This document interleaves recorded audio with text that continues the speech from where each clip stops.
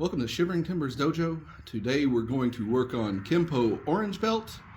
We're going to do a deep dive into our Kenpo Orange Belt. We're going to do the first three moves. We're going to show Japanese Stranglehold, blocking the kick, and headlock techniques. Japanese Stranglehold definitely has some crossover with some of our Tadori Jiu-Jitsu, as does the headlock, in fact. Headlocks aren't the best move out there. Like, you'd be far better served turning a headlock into a guillotine or a headlock anything like that. However, it doesn't mean somebody's not going to put you in a headlock. So you definitely need to be able to defend against it. And this, again, with Kenpo, we're going to be more strike-oriented than grappling-oriented, even versus the grapples. But you will see it's a good way to break yourself free and get out from that. So without further ado, we're going to start with Kenpo Orange Belt from the Japanese Stranglehold. This is Kenpo Orange Belt, deep dive into Japanese Stranglehold. It is essentially a rear naked choke with a wrist control. Oftentimes when people put you in a rear naked choke, they really want to control that wrist because they don't want you to hit them. As we can see, as we do this, it's not going to stop me. We simply have to break the wrist control and then go from there. Alright, so you've got me here. First thing to do, turn your head. To give yourself a little more push into there. If I stay here, right here, even though this is technically a blood choke, a little bit of pressure on my trachea, can turn this into an air choke very quickly. So the very first thing I've got to do before I do anything is turn the head. Just turn it into a blood choke gives me a little more time than with the trachea choke, which will put immediately pain and pressure and freak you out. So here, step forward, hit, turn to here, and hit. Now, I've had people tell me that since they've got their arm, pulling my hand forward just isn't effective. This guy is pushing 6'5". He's over 260 pounds. I'm going to tell him, hold my hand like you mean it. You let me know when you're good. You got that thing? Yep. Fight! Go ahead. You got it? Grab it. Grab hold tight. Fight! If I put my whole body versus his one joint, in particular, the grip between his thumb and forefinger, it does not matter.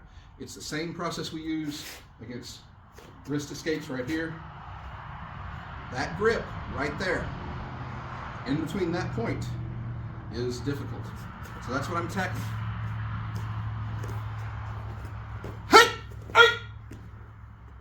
Here and here. It's worth noting, again, this choke is serious.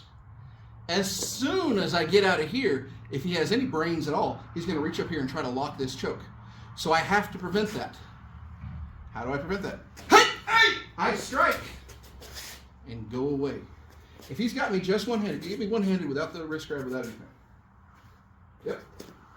No, keep me from turning. You can't. Which is why chokes on the ground, when we get the chokes on the ground, it's a lot more serious because it's much harder for them to turn. Put that second hand in there. No, grab here. Oh. Keep me from turning. Yeah, no! Life is bad. Life got serious. So, if he makes a mistake of grabbing my wrist because he wants to control that, that's fine. Hey, but I gotta move fast! And I can't stick around. The other thing to worry about is when he comes here and I come out, I come back here. I want to grab the thumb. Don't let me. It doesn't matter how big and strong he is, I've got pressure on that thumb, it's going to break. Ask me how I know. Broken thumbs are no fun. Again, we're going to set up a little pressure right here, just that reverse kotagaishi, and then back away. Can you throw from there? Can you continue on attacking from there? Absolutely. You have control of that situation, then you can make a decision what you need to do. Get away, attack more, what have you. Here, let's try it on the big guy.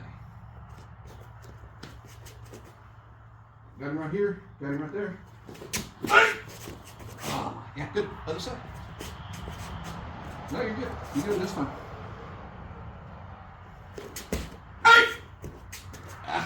Good. Just like that. Again, I'm going to hold on as hard as I can where I am. Okay? Don't let me. All right. You got it. And right there. You'll notice my choke goes to crap when I'm fighting that hand so hard. The vast majority of people can't do two things at the same time with equal intensity. Especially if they're really concentrating on something because they realize that's going away. And that's part of what's going on here. If I fought this, he could fight that in and really get that in and really stretch it out. But as soon as I fought against that, his grip really opened up. Because he's worried about losing that. He's worried about that hand. He's trying to control that hand. And by stepping out and using my body, I have made myself focus on the thing that actually matters a little less. The one thing I'll do, and the one concession to this, and this is very important, is I'm going to turn my head. I'm going to control this because I'm fighting this. If I'm fighting this, what's he going to do? He's going to lock it in tighter.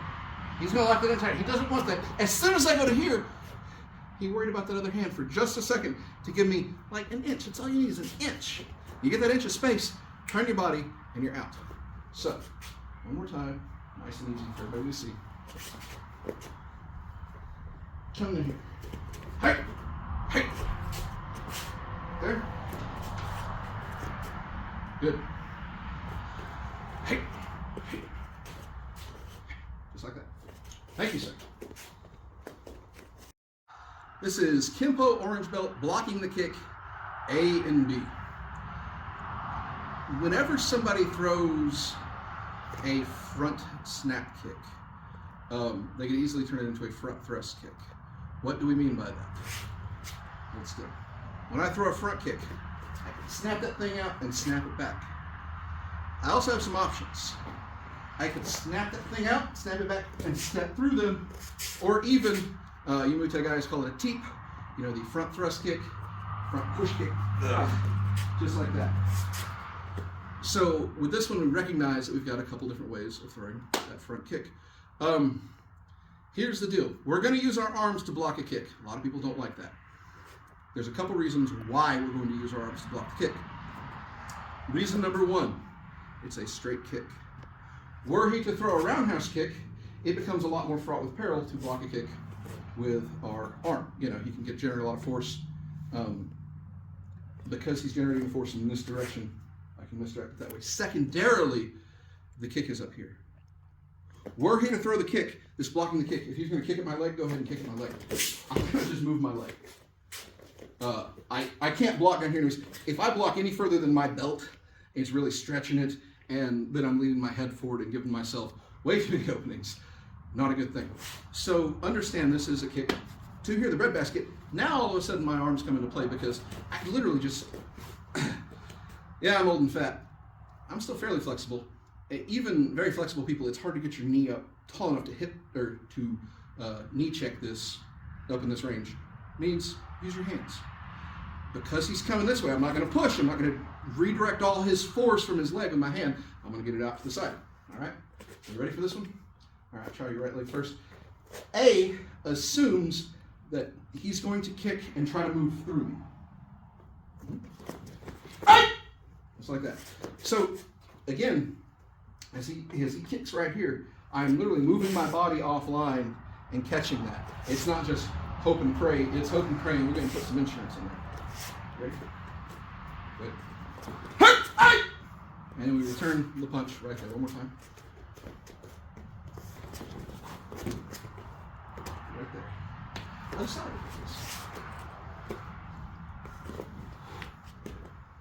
Right there. I want to talk a little bit about blocks, just real quick. When you, in class, do your perfect fold for your perfect block, this is very slow when it comes to blocking a kick. What if they're faster? Well, because technically that's just punishment. So when he goes to kick me, kick me from that side. That's the block. That's just punching the foot. Again. So we fold, and there's the block. And there's the punch. Or there's the punishment, and then the punch. One more time. Boom! Straight out, just like that. So that is the concept. Yes, we want this big motion here, This big motion is to attack that leg and really protect our arm. But really, all I need, if he kicks me, is just knocking that to the side. There's the block. There's that down block. So if I put it all together, just like that. So remember, when you fold, that's the block right there. Everybody says, this is too slow, because it is. Because this isn't the block. This is way too slow to block. This is the block. That's the block. This is punishment leg. What if you can't punish the leg and they get it back in time? Good. We move on to blocking the kick B. So in blocking the kick B, he's learned his lesson and decided to retract his leg. Hey! Just like that. Again. Hey! Hey!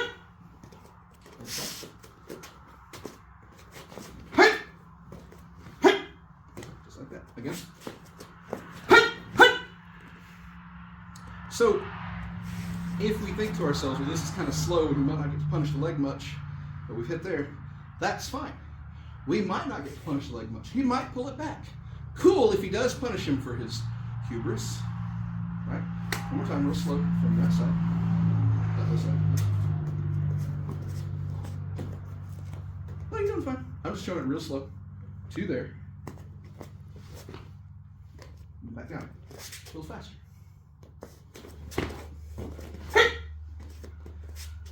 Combat speed. Other side, real slow. Pull it back. Right there. A little faster. Hey, and combat speed. Hey, hey. Good. Your turn, sir. All right. So, first one. I'm kicking my right leg. I'm moving through you, right? Hey, hey, good. And if he does it right, I'm moving right into that punch. One more time. Hey! Hey! Good. Other side. Hey! Hey! Good. Hit with that back foot, or hit with that backhand if you can. Hey! Oh, yeah, all right. That's a good job. That's exactly it. All right. Let's do B. I've learned my lesson. I don't want to get punched. Hey! Oh, that long legs are going to get me. Let's try the other side. Hey! Whoa! Yeah. That's, he's being so kind of not putting me through the wall back there. So, this one's fairly straightforward. You block, you punch. You block, you kick. Realize that your block is here, your strike is here. Thank you. Kenpo Orange Belt, Headlock A, B, and C. So, with Kenpo Orange Belt, Headlock A, the very first one. So come and get me. I'm going to grab me right here. I'm going to step around to take pressure off. When he pulls, the worst place I could be is trying to get away this way, because now he's got a choke and a headlock. This is terrible. The next worst place it could be is him smashing right here. It's not a submission except for pain, but good Lord, at some point the pain does take over and you just don't want it. So to prevent any of that, the best thing to do is turn your head end over and so I can speak. As I turn my head in, I'm going to strike as I do it. Come to here, come to here, boom. Now let's talk about that strike. What am I hitting? I'm hitting the groin, I'm hitting the kidney. Turn, please. Where's a person's kidneys? Right here. Can you feel that? This is a love handle, this is a shoulder blade, these are ribs and spine. Hit the kidney right here. There's a lot less protection because you're going to hit it. I'm asking you to hit something without looking at it. That's a fairly small target. How does that track in a fight? Well, it tracks like this. What if you miss? Okay, you're still hitting them. What if you don't get it? Okay, hit them anyways. The point being is you'd rather hit something and hope you hit the right thing than just not do anything. And even if you miss, you're still thumping them, and he's thinking about that thump on the back while you really go for the groin. What if it's a girl? Okay, hit him there anyways. Nobody likes it. You know, what if it's a eunuch? It's okay, hit him there anyways. Nobody likes it. If they're concentrating on you hitting them, they're not concentrating on prosecuting the headlock. And then you're going right into the grappling phase. One more time. Strike, hit, Boom. Don't let me tilt your head back. When we talk about pressure points and weak spots and nerves and things, there's no such thing as a no-touch knockout. But everybody gets, oh, why are you trying to grab that? You know, it's not going to work. Yes, it works. What if you miss? Okay, poke an eye, poke a leg.